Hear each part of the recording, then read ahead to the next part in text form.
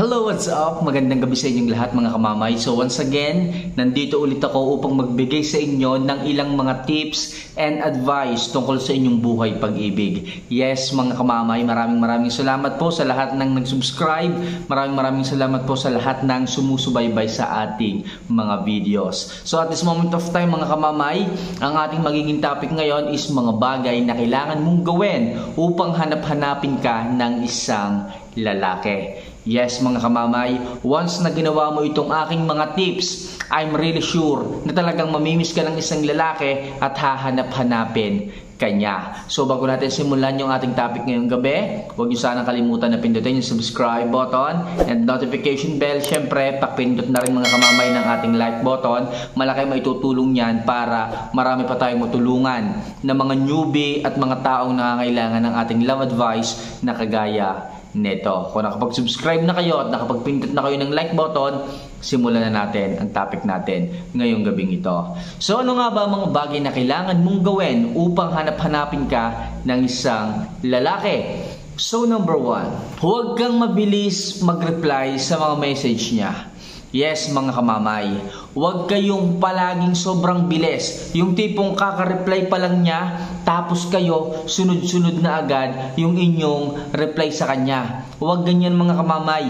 Hayaan yung isa-isahin yung replyan yung kanyang mga katanungan, yung kanyang mga reply. Huwag niyong uugaliin mga kamamay na kapag ka nag-reply ang isang lalaki, 3, 5 kaagad na sagot ang inyong ibibigay. Kapag ka ganyan mga kamamay, masyadong magiging kampante ang isang lalaki na palagi ka lamang nandyan at marami kang oras sa kanya. Kaya ang isang lalaki, oras na nawala siya, hindi mo siya nakachat, okay, iisipin niya na anytime kapag ka nag-chat siya sa'yo, marami kang i-message sa kanya, madali kanyang mai-reach out. Kaya mga kamamay, para hanap-hanapin ka ng isang lalaki, once na nag-reply siya sa'yo, i-delay mo lang ng konti, hayaan mo lamang na maghintay siya, hayaan mo lamang na mag-isip siya, hayaan mo lamang na ma-miss ka niya, hayaan mo lamang na naka-standby siya sa paghihintay ng reply mo. Makakatulong yan mga kamamay.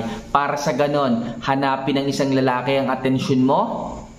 Isipin niya na hindi lang sa kanya umiikot ang oras mo. Isipin niya na hindi lang sa kanya nakatutok at nakatuon isang tulad mo. Maisip din niya na marami kang ginagawa at marami kang pinagkakaabalahan, hindi lamang siya. Kapag ka medyo delay mo yung message mo sa kanya, kapag ka masyado mong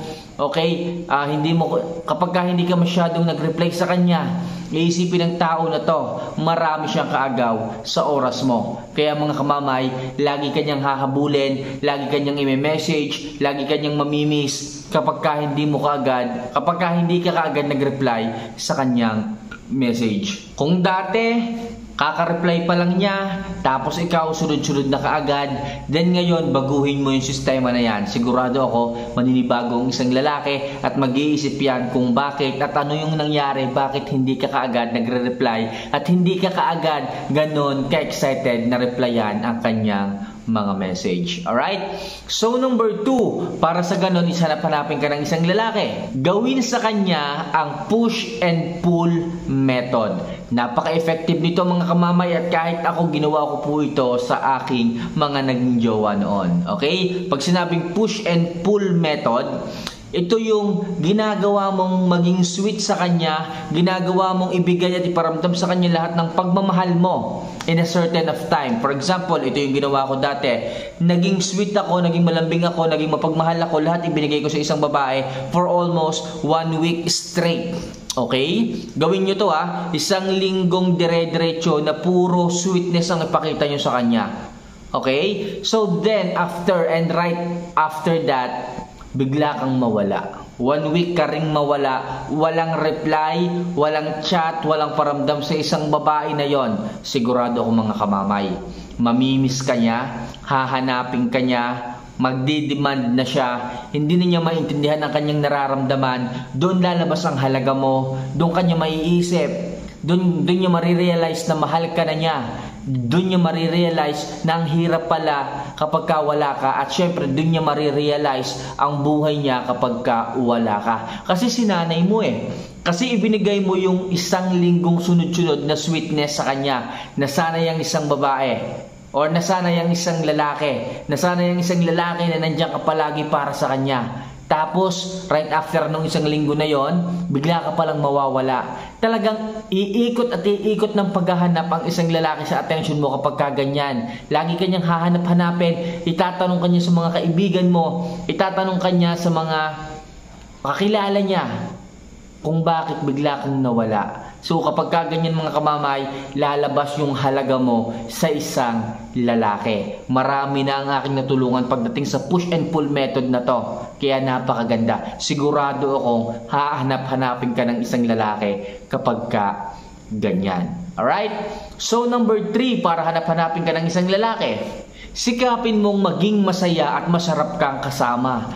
Yes mga kamamay, ito yung magiging puhunan mo, investment mo sa isang lalaki para isip-isipin kanya at habul-habulin kanya in the near future. Bakit? Kasi kapag ka gumawa ka ngayon ng history ngayon, kung anong ginagawa mo ngayon, bukas history ng tawag doon. Kung ano yung ginagawa mo ngayon, kasama siya, yun ang mamimiss ng isang lalaki. Kung sa pagkakataong ito, sa oras na to, sa time na to, puro katoksikan ang ipinapakita mo sa kanya, puro kalungkutan ang pinapakita mo sa kanya. Kapag ka dumating yung time na nagkahiwalay kayo, sigurado ako, hindi kanya mamimiss, hindi kanya hahanapin. Kasi puro katoksikan ang ipinakita mo at ipinaranas mo sa kanya. Pero sinisigurado ako sa inyo mga kamamay, kung sa ngayon na magkasama kayo, nag-i-enjoy kayo at pinapangiti mo ang isang lalaki habang magkasama kayo, kapag ka dumating yung time na nagkalayo kayo, sigurado ako, hahanap-hanapin kanya yung attention mo, yung isang ikaw, at magdidiman siya kung kailan ulit mauulit yung ganong klase ng moment. Kaya mga kamamay, para hanap-hanapin ka ng isang lalaki, gawin mong kasiyasiya, gawin mong enjoyable ang inyong pagsasama ngayon. Okay? So next, ano pa nga ba yung mga bagay na kailangan mong gawin para hanap-hanapin ka ng isang lalaki? Huwag ka masyadong mag-chat at mangulit. Yes, mga girls, karamihan sa inyo masyadong madaldal, masyadong makulit, masyadong maraming mag-chat. Kapag ang isang lalaki ay may ginagawa, pilit niyong pinagre-reply. Kapag ang isang lalaki hindi nag-chat, hindi nag-update, dyan na kayo nagsisend ng sobrang daming message. Kapag umabot na ng 1 oras, 2 oras na hindi nag-chat sa inyo, dyan na kayo magsisimulang magdrama. Mga kamamay, sa tingin nyo, hahanap-hanapin kayo ng isang lalaki kapag kaganyan? Well, hindi, malamang hindi. Kasi lagi kayo nangungulit eh.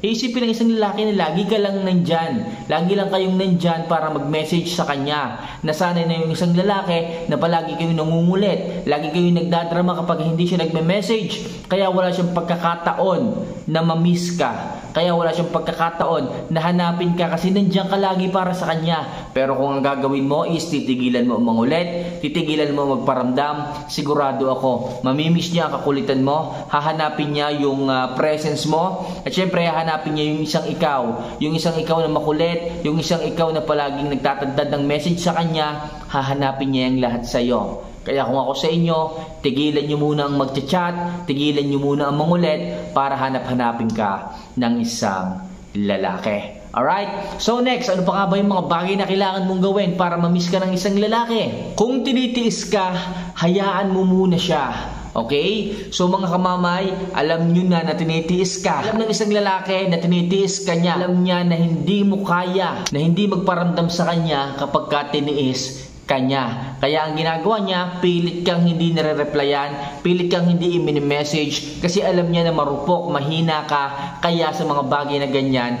ikaw agad ang magpaparamdam, ikaw agad ang mangungulit. Pero advice ko sa iyo mga kamamay, kapag ka alam mong tinitiis ka ng isang lalaki, hindi siya nagpaparamdam, hindi siya nangungulit, hindi siya nagpapakita ng pagmamahal sa iyo, mag-reverse psychology ka. Gawin mo rin sa kanya yung ginagawa niya sa iyo. At pagka naramdaman niya, na feel niya na parang hindi epektibo sa iyo ang kanyang pagtitiis dahil nga sa nagkakaroon ka ng reverse psychology sa kanya, ikaw ngayon ang iisipin ng isang lalaki. Siya ngayon ang may problema sa kanyang pag-iisip. Siya ngayon ang magkakaroon ng isipin dahil hindi ka rin nagre-reply. Iisipin niya na baka nakahanap ka na, iisipin niya na baka pinagpalit mo na siya. Okay, kapag ka ganyan mga kamamay, hindi ka mawawala sa isipan ng isang lalaki.